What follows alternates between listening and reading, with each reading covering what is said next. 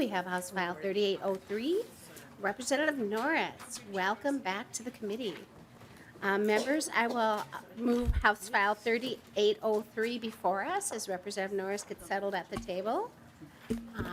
And now House File 3803 is before us. Go ahead, Representative Norris, and proceed. Thank you, Chair Joachim and members of the committee. It's great to be back before you. House File 3803 aims to create a state program that would provide stipends to our student teachers so that they can get paid for the time that they are working in the classroom as students. This is an issue that's been on my mind for a number of years in education policy. When we made the stop there, I talked about how this came to my attention a number of years ago. Before I was even in the legislature, I was working on developing a new policy agenda for the organization I worked for, and we were trying to figure out what could we do to increase the number of teachers of color in Minnesota. And one of the things people told me was, well, you could pay our student teachers. And I said, what? And they said, yeah, student teachers don't typically get paid. And that was a real head scratcher for me because they're doing work, it's hard work, and on top of that, they're also paying tuition while they're student teaching. And so it only makes sense to me that we make sure that these educators in training are getting paid for essentially the internship that they're conducting in the classroom.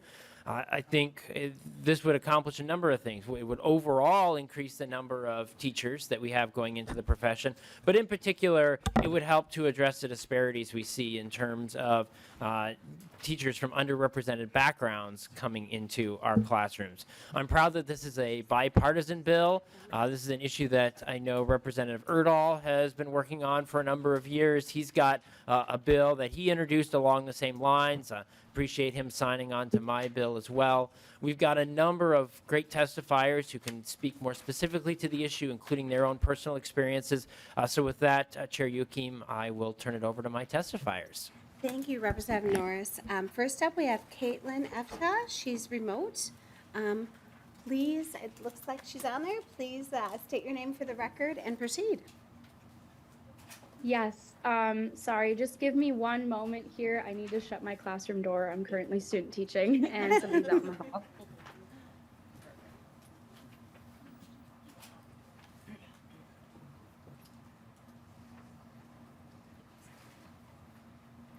Members, this is what I love about remote testimony. We get people in their real elements and all the wonderful work they're doing. Go ahead and state your name for the record and proceed. Yes, thank you. Chair Yuka, members of the committee, my name is Caitlin Efta. I am a senior here at UMD studying elementary and special education, and I am the statewide president for the Aspiring Educators, a union of more than 4,000 future teachers in Minnesota. I'm also a current student teacher. I'm on my lunch break at school right now. I wanted to thank you, Representative Norris and Chair Joachim, for working with this bill to help pay student teachers. We've heard for years how hard it is to student teach and how hard the student teaching semester is from students and from teachers across the state. And not only do we pay tuition for a semester where we're not taking any classes and we're not even going to campus, but we're also serving a full-time job in the schools as another adult in the classroom. We help lesson plan, we grade papers, we're supporting students while collaborating with our mentor teachers. And if we can't afford to live, how can we afford to teach? I've heard from many students who have dropped out of their teacher prep programs because they just couldn't afford it. And programs where we are graduating with a Minnesota teaching license, it's really important to keep these programs strong because we are going to be your future. We're your future educators. And if we want to help stop this educator shortage, it starts with us and it starts with helping us. On top of paying my tuition, many of us have to drive 20 to more than 40 minutes away for our placements, which we do not have a say in where we get placed. I have a friend who is currently at the Minneapolis schools at the University of Minnesota, and she has to drive 2 hours to her placement every day. So that's 4 hours of driving total just to teach in a classroom all day long. We get stretched really thin with how much experience we're getting in this classroom and how much work we're putting in. And it would only make sense to compensate us for all of the effort we are doing. This bill that we have would reduce financial barriers and go a long way to make preparation for teachers more affordable for aspiring educators. 9 out of 10 schools in Minnesota can't fill open or essential positions for teachers. Our enrollment for the biggest teacher prep program in the state are at half of what they were a decade ago. I can speak to my program specifically. Our integrated elementary and special ed program at the University of Minnesota Duluth used to have 3 blocks each semester, so there'd be 3 cohorts of 30 plus students, and now we only have 1 cohort per semester, and it's about 20 students. So we've gone down by about 66% in enrollment. This bill would be a huge way for us to help the educator shortage and make a more serious effort towards educator recruitment. I want to thank you guys for your time, and please support this bill and help pay our student teachers. Thank you, and thank you for being willing also to go into special ed, and good luck with your student teaching. Thank you so much. Next up, we have Laura Mogelson. Please state your name for the record and proceed.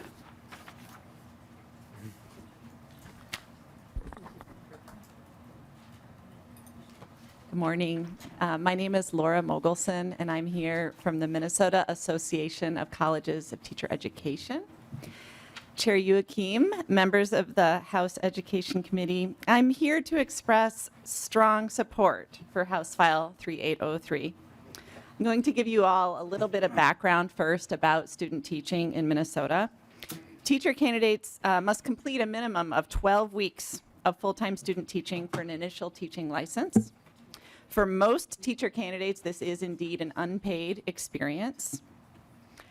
Student teachers are both undergraduate and graduate students.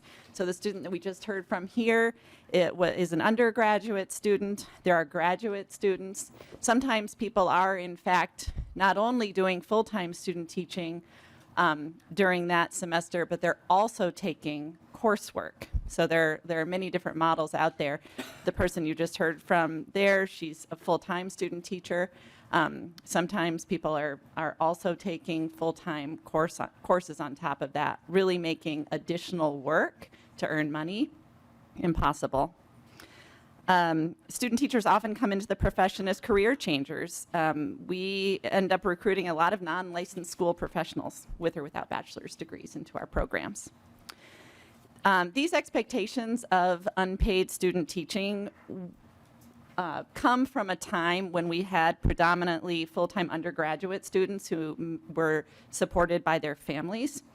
Unpaid internships were very common until somewhat recently, the past couple of decades, across all sorts of content areas. We now recognize in other fields that unpaid expectations do disadvantage students. So due to this recognition, unpaid internships are much less common now. Students report experiencing financial distress during student teaching. Many people often drop out of their programs because 3 months without an income is not a viable option for them. And then if they do decide to work while they're doing their full-time student teaching, that puts a lot of stress on them and affects their ability to do well in their student teaching. We do have some competitive grant programs out there available for student teachers to apply for prior to student teaching. They don't know, though, going into their student teaching often if they're going to be getting that funding. And so it comes as a welcome surprise. It's also difficult in recruitment if we're thinking about recruiting someone into the field 2 years down the road, they may be student teaching, for us to not be able to talk about the support they would receive during this time. So we feel, as the large body of colleges of teacher prep in Minnesota, that this is a very important piece of the puzzle in addressing the teacher shortage in Minnesota. So thank you, Representative Norris, for your work in this bill, and members of the committee for your attention on this matter. Thank you for your testimony. With that, members, we had a few public members sign up for testimony. We have Dr. Elena Bailey, and then on deck we have Dontre Lofton.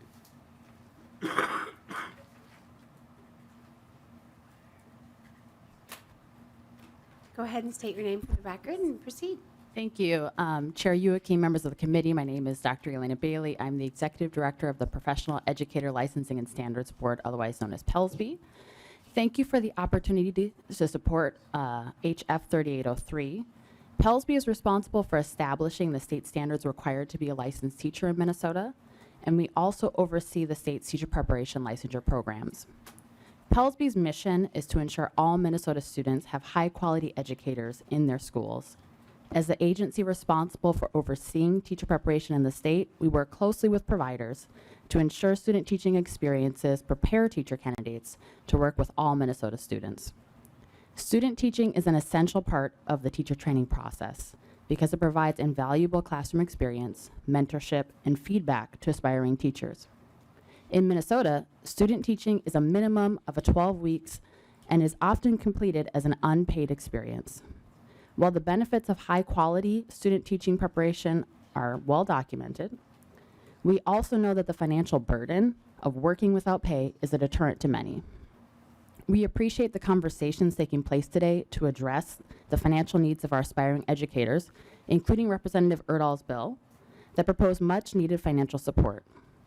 Additionally, HF 3803 ensures student teaching stipends do not reduce eligibility for other important financial supports. PELSB applauds these efforts to support our future educators and thanks Representative Norris for carrying this bill. Thank you. Thank you, Dr. Bailey. Next up, we have DeAndre Lofton.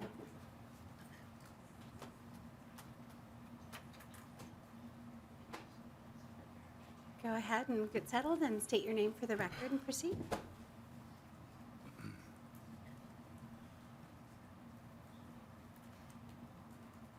Okay.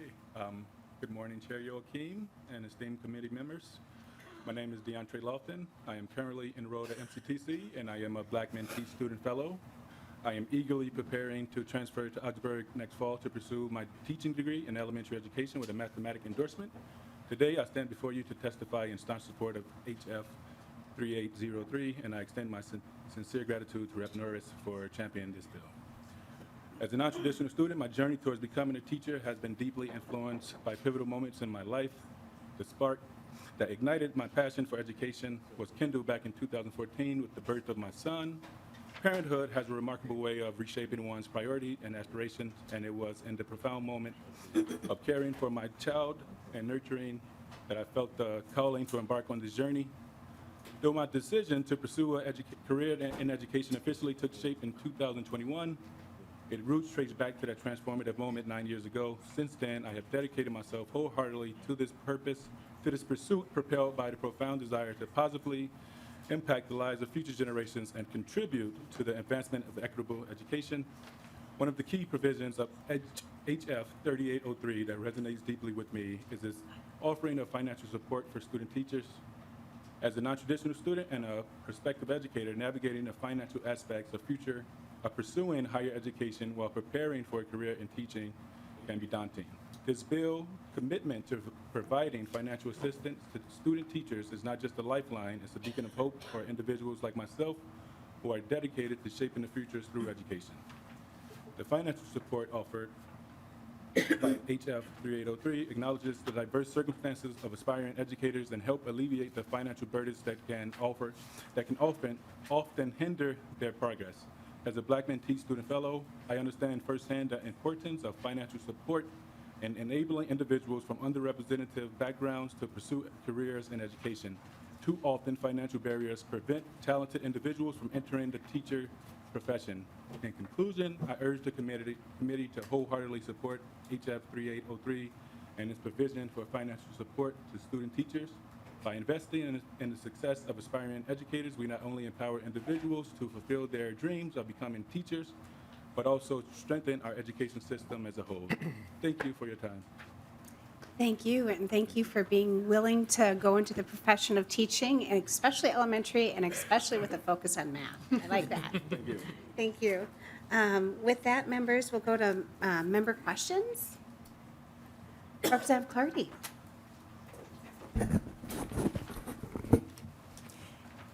Thank you, Rep. Norris, for bringing this forward.